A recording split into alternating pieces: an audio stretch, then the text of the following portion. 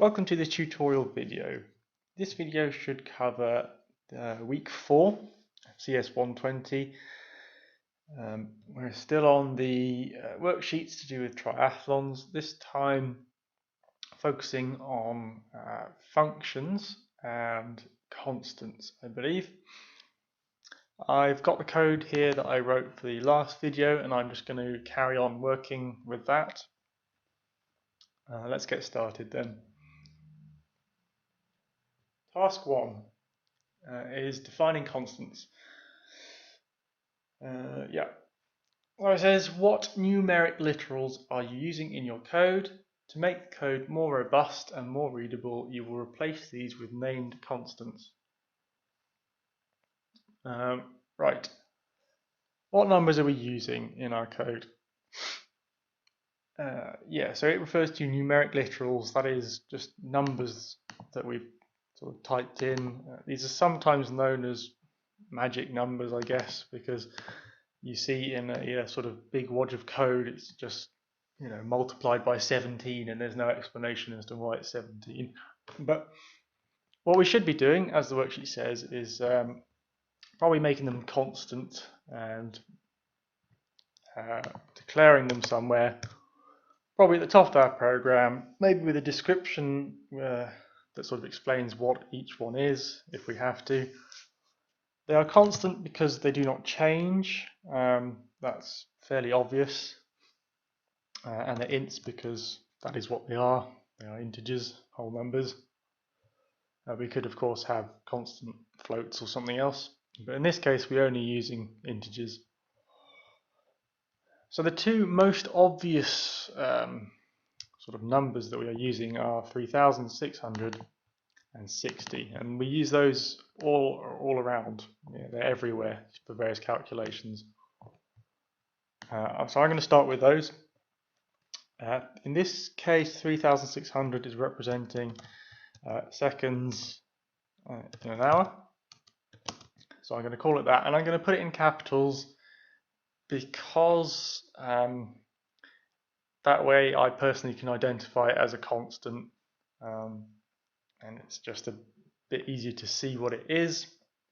So I'm going to say constant seconds in hour is equal to 3600, and I'm going to create another one called constant seconds in minutes, which is going to be 60. The reason, well, one of the reasons that we've made these constant integers, these consts, is that it's actually quite easy to type the wrong number when you meant 60. 69, 68, there's a whole bunch of things that you could accidentally type. If you have to type in seconds in minutes, then it won't compile if you get that name wrong. So that sort of eliminates one source of error where you might accidentally multiplying something by 3602 or 36,000 or 360 by mistake.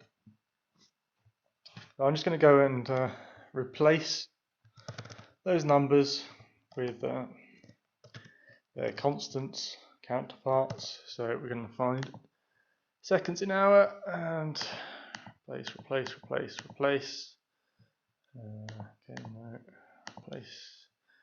Okay, that's all of those. And now we're going to replace all of the 60s with seconds in minutes. Okay, yep. That's all of those. The only other one that I would be tempted to do would be constant baud rate. Oops.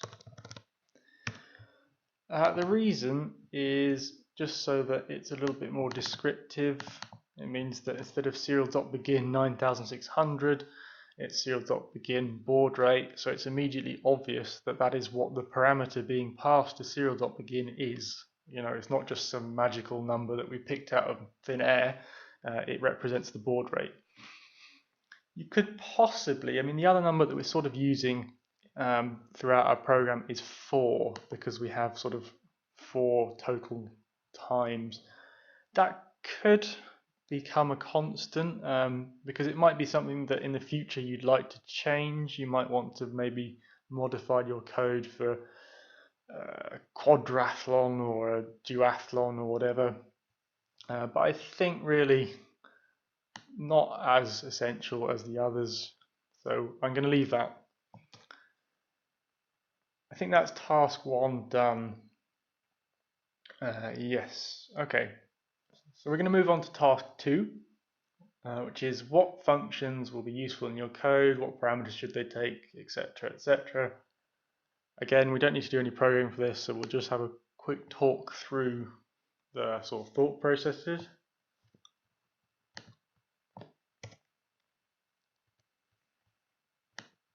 Oops, deleted that. Right. What functions? Well, good candidates of bits of code that should be put into functions are things that you doing multiple times where not a lot changes, or in fact nothing changes. That's sort of one good reason for making something into a function. Another good reason is a bit of code or some functionality that you think you can reuse, or that someone else in the future might wish to reuse. A good example would be if you're doing some complicated calculation. If you put that into a function, then if anyone else has to do that complicated calculation elsewhere or some other time, then there's a function there for them to use. They don't have to write it all out again. You know, it means that you can test that function and they don't have to go through all of that hassle. Those are the two sort of main things that we're going to be looking for. It's also good to move things into functions so that it's obvious what bits of code do, and it helps break codes up. It means that you have smaller bits of code to be looking at. So instead of having a function that is like 1,000 lines long, you have something that is maybe 10 lines long because that is calling lots of other functions. It does make it a little bit easier to sort of understand and to debug and to program. I think the first thing that I notice when I look at this program is that this block of code here is pretty big, and it's all doing the same thing really. Each sort of little mini block of code, which is sort of from this print statement to here, it's doing the same thing. It's printing something out, waiting for you to type something in, taking what you've typed, turning it into a number, and storing it somewhere. The only difference really is where it's stored and what it prints out. So there's not a lot that sort of, it's not really worth having it typed out 9 times. It doesn't look very nice. You know, it's very easy in here to get lost and change the wrong bit. So that's going to be the first thing I'm going to change. This is task 3, yeah, implementing your functions in code. I'm going to create a new function. I'm going to call it prompt and return input. So I've given it a name that is, I think, very descriptive.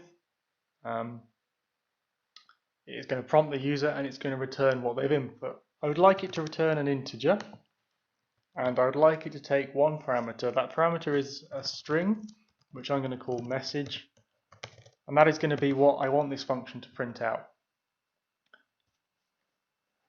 So the first thing that this function should do is to print that message out. So serial.println message.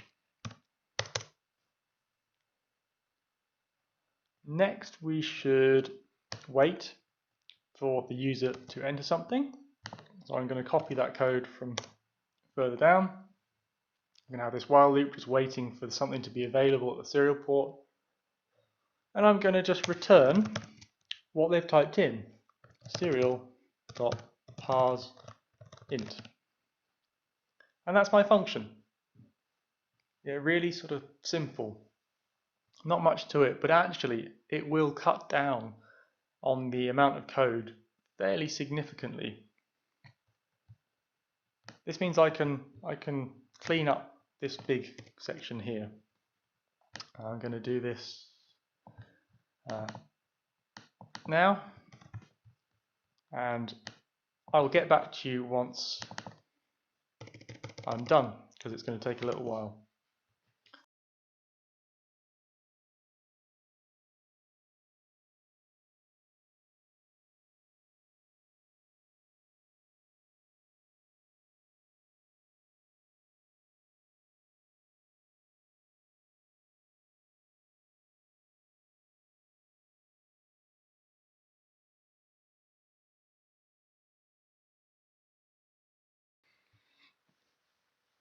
Okay, so I then did all that in now.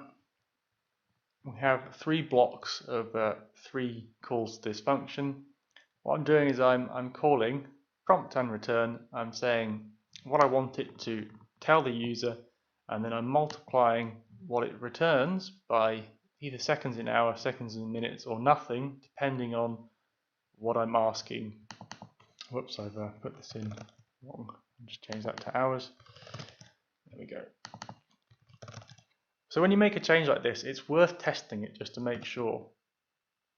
So I'll upload that to the Arduino, and I'll run it, and I'll enter in again the numbers that you were told to use to test, which is 159.59, 759.59, and 159.59. Okay, 11 hours, 59 minutes, 57 seconds. It's still working. Excellent. And this is looking quite a lot tidier now. This function has become quite a lot smaller, and I could add some comments here to explain that this is reading in the time for the swim, this for the bike, this for the run. The next thing to be done is maybe to tidy up.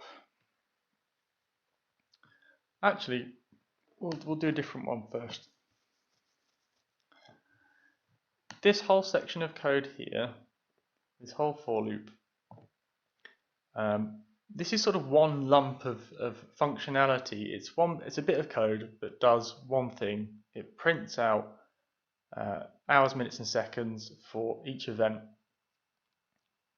Now, we might want to reuse this because some other time in our program, we may want to print out all of that stuff again, and it'd be nice to not have to type it out. So I'm going to create a new function. It's not going to return anything because it doesn't need to. It's just printing stuff out, so it's not going to return anything back once it's finished. I'm going to call it print triathlon. Yeah, triathlon times. Let's call it that. And I'm going to paste that for loop inside. Just quickly tidy that up a little bit. Make sure it compiles, which it does. Now I can call print triathlon times down here. So I've immediately reduced the size of my setup function again by another 6 or 7 lines, and it's all starting to become a little bit clearer.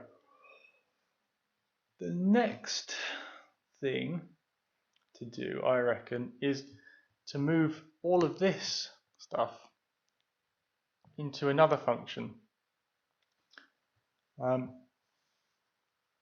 So we're going to create a new function. I'm going to call it whoops, just get all of this. Oh, come on. New function. It's not going to return anything, and it's going to be called get triathlon input, something like that. Sounds like a vaguely sensible name. I'm going to paste in all of that code into there. Okay. Now I'm going to call get triathlon input down here. So you can see our setup function has become 3 lines of code. It is serial.begin baud rate, so setting up the serial port, calling get triathlon input, and then printing out triathlon times. Well, that's lovely. That's pretty nice and compact. I might even create another function which I'm going to call initialize, and I'm going to paste this serial.begin line into there, and I'm also just going to add in a little print statement just to say welcome to the triathlon helper, and I'm just going to call that.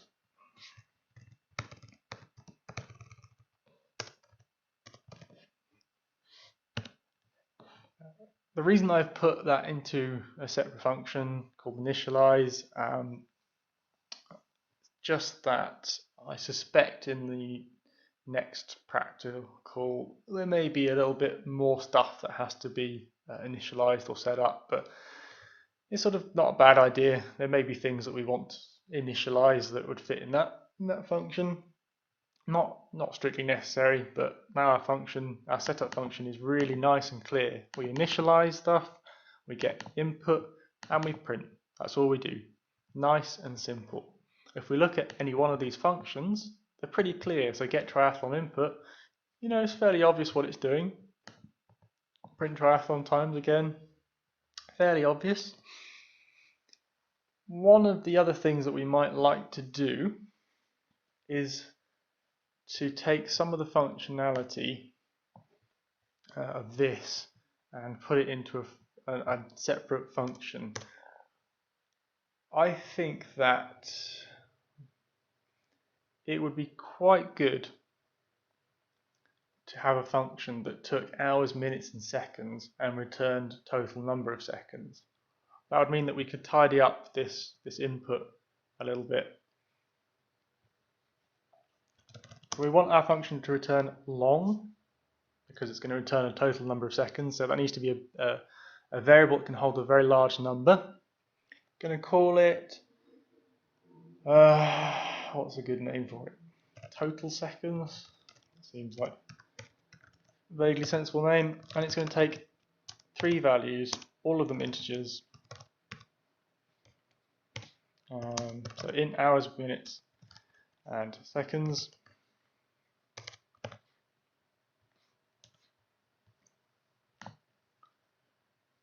And it's going to return seconds plus minutes multiplied by 60 plus hours multiplied by 3,600.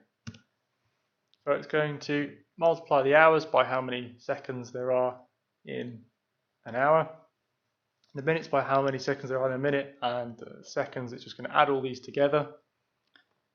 Remember, we now have our constants, so we can replace 3,600 with seconds in hour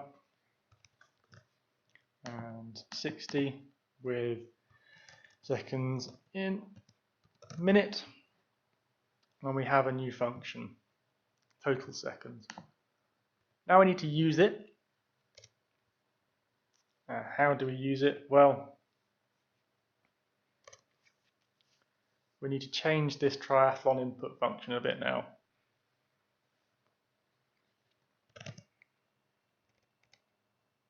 What I'm going to do is I'm going to create a loop that loops around 3 times, once for each event. This is because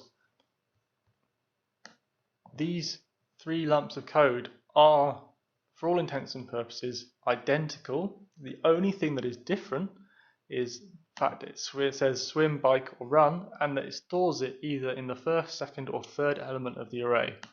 So again, this is a good candidate for putting into a function or into a loop in this case.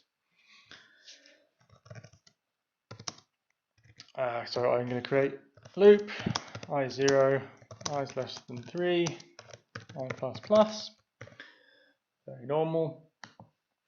Going to create 3 variables called temp hour, temp minute and temp seconds. Temp hour is going to be equal to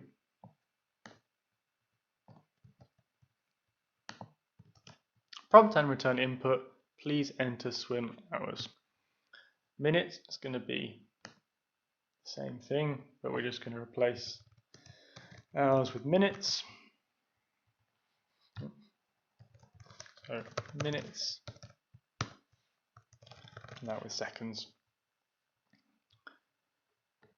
Okay, now we need to take those three values, the hours, the minutes and the seconds, and we're going to call total seconds, a function that will calculate the total number of seconds when given hours, minutes and seconds. So total seconds, temp hour, temp minutes, temp seconds. And we're going to store the result of that, which is the total number of seconds for that event, in our totals array, and we're going to use I to index it. We can delete all of this. And we've now reduced our function even more. The only thing we need to change is that it's going to ask us for the swim hours, minutes and seconds for each event, but we can change that because we have our names array. We can use that to change which event we are asking for. Yeah, let's just copy this like so. I need to get rid of swim and swim. Just going to compile that and upload it just to make sure that it is still working. Very important. If it wasn't working now, we need to fix that before we go and make more changes, otherwise we're going to be hopelessly lost. So the same numbers I've used to test it before.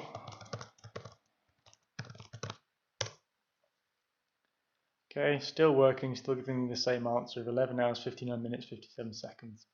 Good. So it's all still working. I could, if I really wanted to, eliminate these variables, and for example, if I wanted to get rid of temp hour, I could paste, or I could put,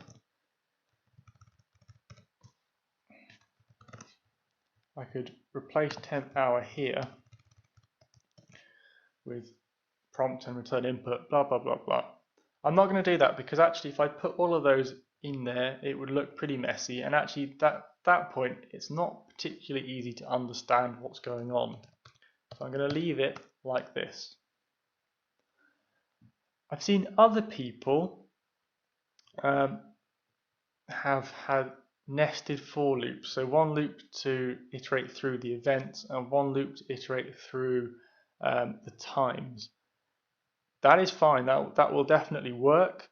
It ends up being about the same amount of code, and I'm personally unconvinced that it makes it simpler. I don't think it makes it harder, but in my head there's just more things to go wrong, more opportunities for bugs, and whilst the Arduino doesn't have a lot of memory, we can definitely spare an extra 3 integers, which is what, 6 bytes.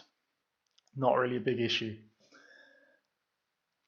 Okay, we've finished, I think that is task 3 done. We've now turned our program, which was once quite large, into a fairly small program. We've created a bunch of functions which actually we could reuse at a later date. So we've created a prompt and return input function which will print out a message and then return what the user's typed in. Created a print triathlon times function that will print all the triathlon times. We've created total seconds, which when given hours, minutes and seconds will return total number of seconds. And we've created a get triathlon input function which will read in the hours, minutes and seconds for all 3 events. And also initialize function which just sets the serial port up and prints a little hello welcome thing. This means that actually our setup function, which is where everything used to be, is looking a bit sparse now, but that's brilliant because if I was to see this program for the first time, I'd go and have a look at the setup function and I'd say, right, what's it doing? Well, it's calling initialize. Okay, that sets up the serial port. Then it's calling get triathlon input. Well, I don't really need to look at that. It's fairly obviously going to get the triathlon input. If I do have a look at it, I can say, right, yeah, looping around 3 times, calling this prompt and return input function. Okay, makes sense. And then lastly, it's printing out the triathlon times. And again, I can go and have a look at the print triathlon times function. Looks fairly sensible. Excellent. Fairly easy to understand, and that is crucial. If you go back and look at code that you've previously written like a year ago or more, you'd be surprised at how difficult it is to understand your thought processes. It's even harder if someone else wrote that code. So, very important to create functions, give them sensible names, and use them wisely. I think that's the end of this video. Don't really think there's much more to talk about with this particular practical. There's just one more left, and I'll move on to that now. I hope this has been helpful.